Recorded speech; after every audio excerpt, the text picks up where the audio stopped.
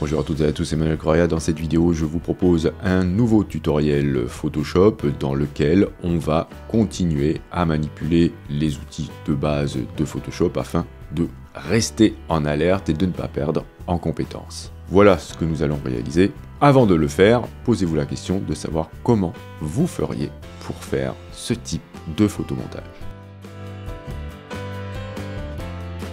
Bien, alors il va falloir qu'on récupère des images. Bien sûr, vous pourrez, je vous le conseille, utiliser vos propres images. Donc moi, je vais partir avec ces deux images-là, celle-ci et celle-ci pour le fond. Je vous mets bien sûr le lien dans la description si vous souhaitez suivre avec moi. Si vous récupérez les images depuis Pexels, puisque c'est là d'où elles proviennent, je vous conseille de récupérer les tailles pas trop grandes. Ici, j'ai du 1920 par 1281. Tiens, puisque nous sommes dans le changement de taille, je vais recommencer, je vais faire annuler, je vais aller vérifier, je vais faire en sorte que cette image-là fasse 15 cm de large sur 10, on ne sait jamais si vous souhaitez faire une impression ou vous en servir comme carte postale, j'en sais rien. C'est intéressant d'avoir cette taille qui est assez classique. On va dans Images, taille de l'image, et ici, je peux constater que cette image, avec une résolution de 72 pixels par pouce, fait 67 cm de large. Or, pour une impression correcte, il faut qu'on soit aux alentours des 300. Donc ici, je vais décocher rééchantillonnage, puisque rééchantillonnage signifie que l'on va changer le nombre de pixels. D'abord, moi, je souhaite vérifier la taille de cette image-là avec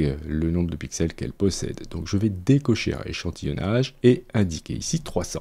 Alors vérifiez que vous êtes bien en pixels par pouce et non pas en pixels par centimètre. Je m'aperçois que cette image, théoriquement, ferait, si elle était imprimée à cette résolution, un peu plus de 16 cm sur presque 11. Donc je vais cocher maintenant rééchantillonnage et je vais indiquer ici que je souhaite du 15. Ah, vous voyez que automatiquement, on me propose une hauteur qui correspond exactement à ce que je souhaitais. Alors là, c'est un pur hasard, hein. C'est parce que cette image-là, elle est déjà avec le bon ratio.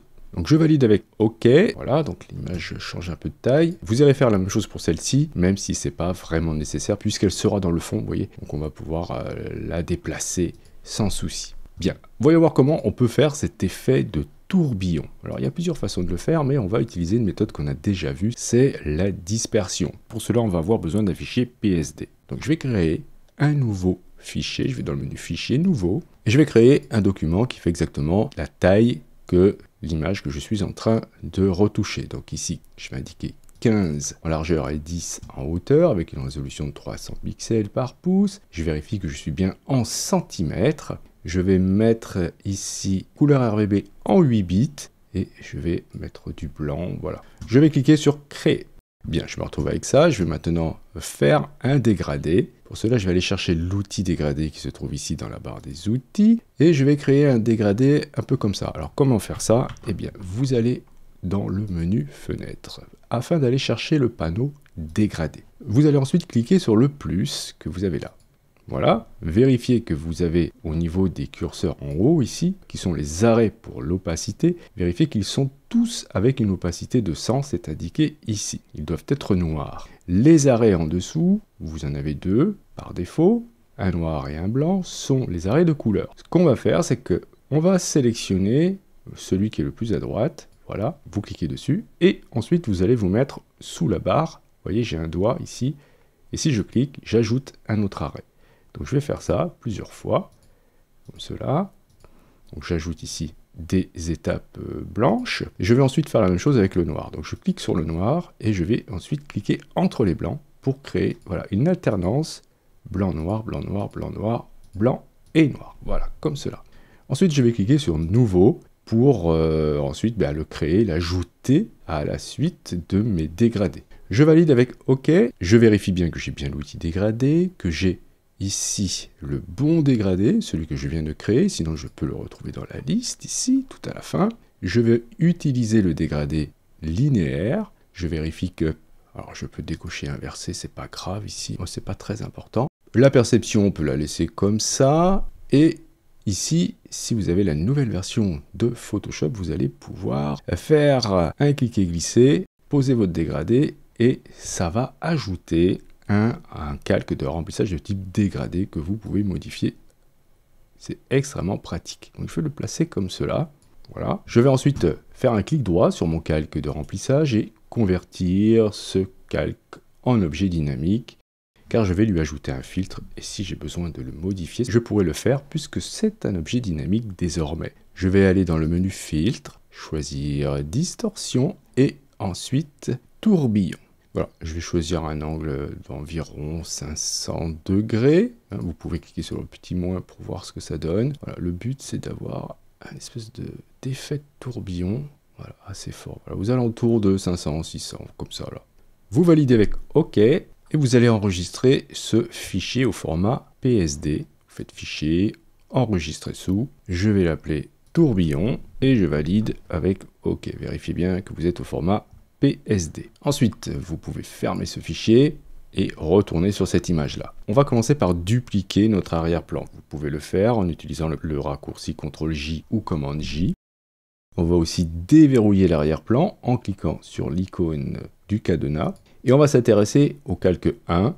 On va le convertir en faisant un clic droit dessus en tant qu'objet dynamique. Voilà, vous choisissez convertir un objet dynamique dans la liste, car c'est sur celui-ci que nous allons appliquer notre tourbillon. On va dans le menu filtre, choisir distorsion et on va cliquer ensuite sur dispersion. Là, vous allez rentrer des valeurs assez fortes. Pour l'échelle horizontale et verticale, on va mettre 50 et 50. Image de référence, vous allez cocher juxtaposer et vérifier que zone non définie, vous allez cocher reboucler.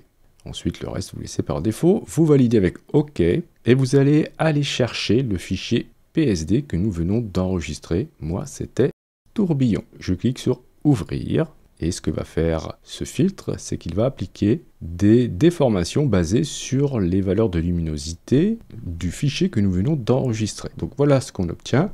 C'est un effet intéressant de tourbillon. Bien, maintenant, ce que je souhaite faire, c'est retrouver l'image du fond de manière assez propre sur les côtés. Alors je vais aller chercher l'outil ellipse de sélection. Je vais me mettre à peu près au centre de mon image. Je vais maintenir Alt ou Option sur Mac et faire un cliquer-glisser pour créer une ellipse de sélection. Alors je vais aller à peu près jusque là, vous voyez. Et je vais ensuite vérifier que mon calque 1 est sélectionné et cliquer ici pour ajouter un masque de fusion.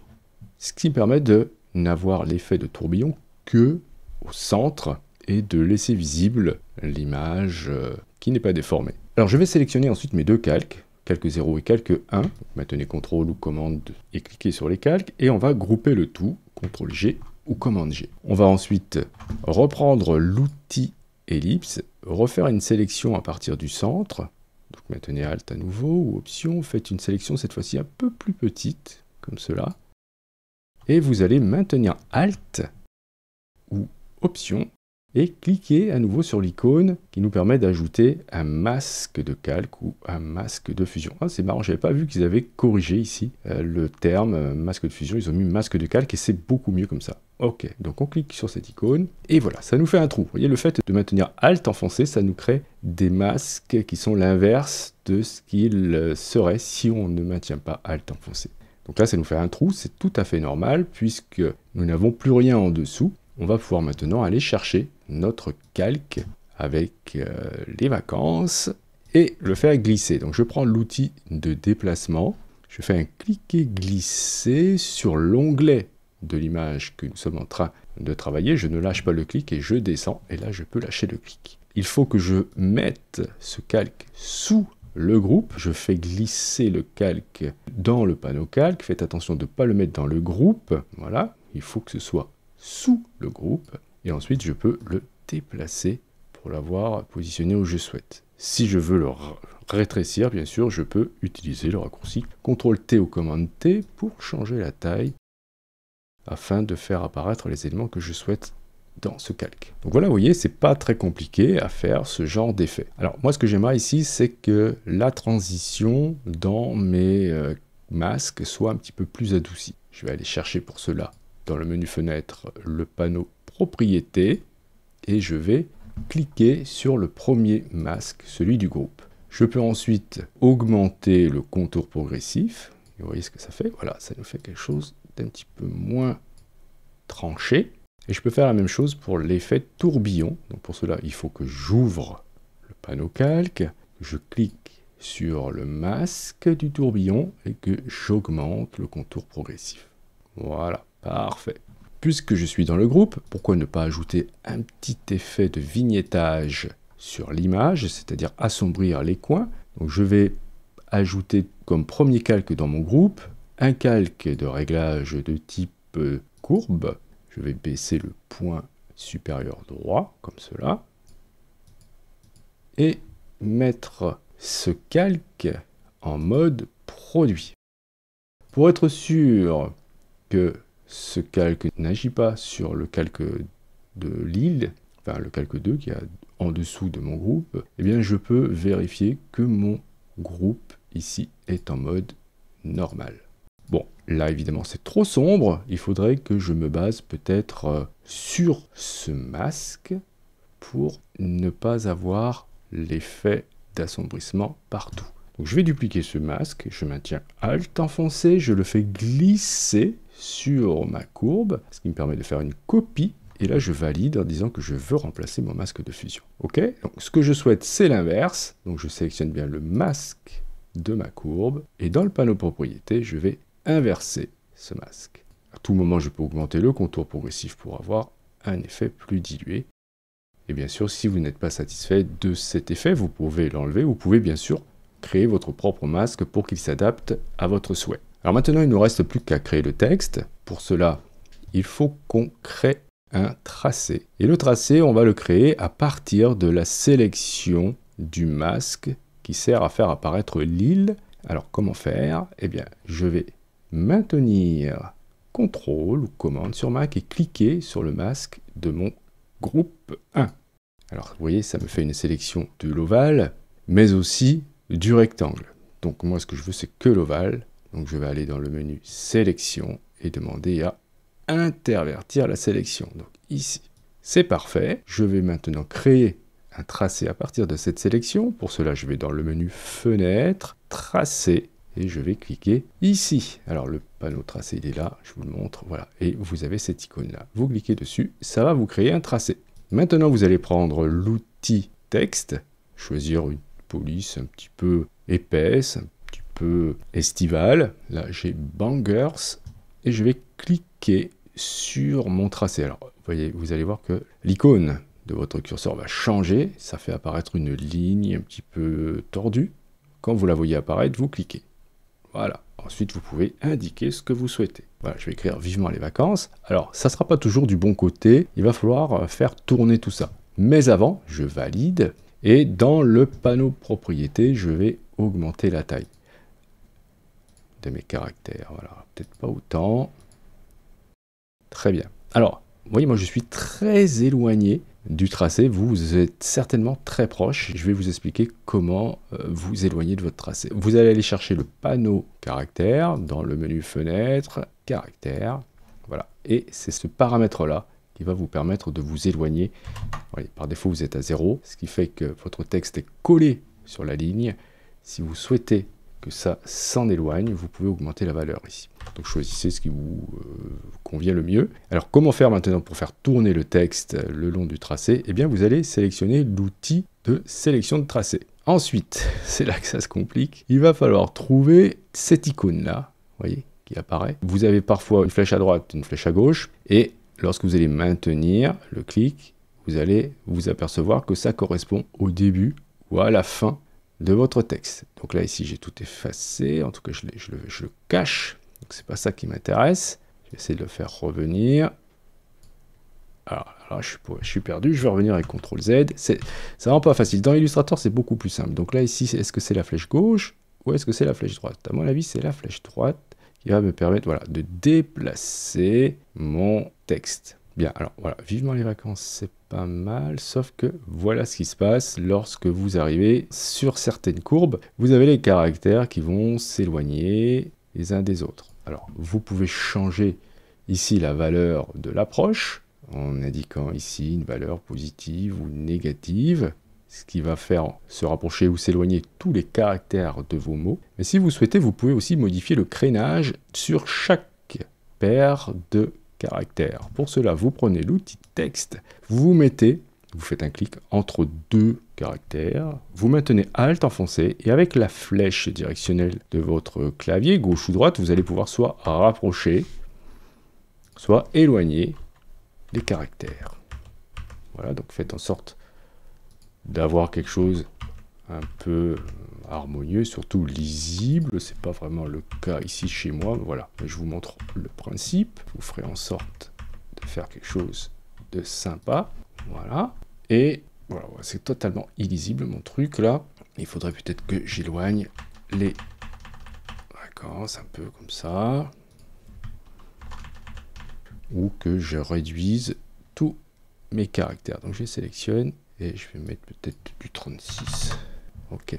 Et après, c'est toujours le même problème. Lorsque vous changez la taille, il va falloir déplacer, alors rappelez-vous, c'est avec la flèche noire, le texte. Donc j'avais dit que c'était avec la flèche qui pointe vers la droite pour déplacer mon texte. Voilà, vivement les vacances, c'est un petit peu mieux. Et puis du coup, là, il va falloir que je refasse des espacements. À partir du moment où vous allez changer la taille de vos caractères, eh bien, il va falloir modifier le crénage de certaines paires, voilà, pour les adapter à la courbure de votre ellipse. Ok, je valide, et ensuite, pourquoi ne pas ajouter un petit effet d'ombre portée, donc vivement les vacances, je vais peut-être le mettre au-dessus de mon groupe, ça serait plus logique, voilà. Je peux fermer mon groupe, donc ce qui me fait que j'ai que 3 calques. Je sélectionne vivement les vacances, je vais ensuite cliquer sur FX, ensuite sur ombre portée, et je vais ajouter une ombre portée.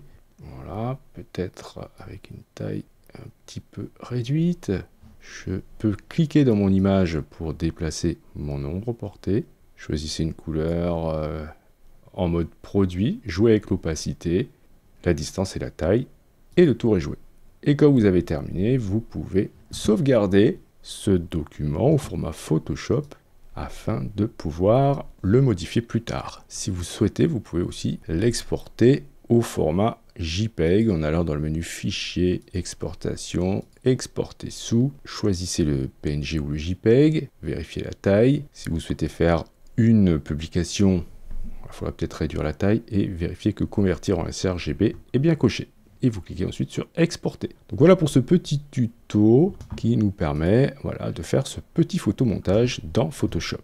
Si vous êtes débutant et que vous souhaitez vous former à Photoshop, je viens de sortir une formation sur tuto.com de près de 30 heures dans laquelle je fais un tour d'horizon extrêmement large de Photoshop. Voilà, ça permettra aux plus débutants d'entre vous d'avoir de bonnes notions du logiciel et de bien mieux suivre mes tutos. Je vous remercie d'avoir suivi cette vidéo. Si vous avez des questions, bien sûr, n'hésitez pas à le faire dans les commentaires. Si vous souhaitez soutenir cette chaîne, c'est hyper important de cliquer sur j'aime. Et si vous n'êtes pas abonné et que vous souhaitez le faire, vous pouvez bien sûr cliquer sur abonnez-vous. N'oubliez pas la petite clochette pour être averti des prochains cours ou des prochains tutos. Justement, on se dit à la prochaine pour un autre cours ou pour un autre tuto.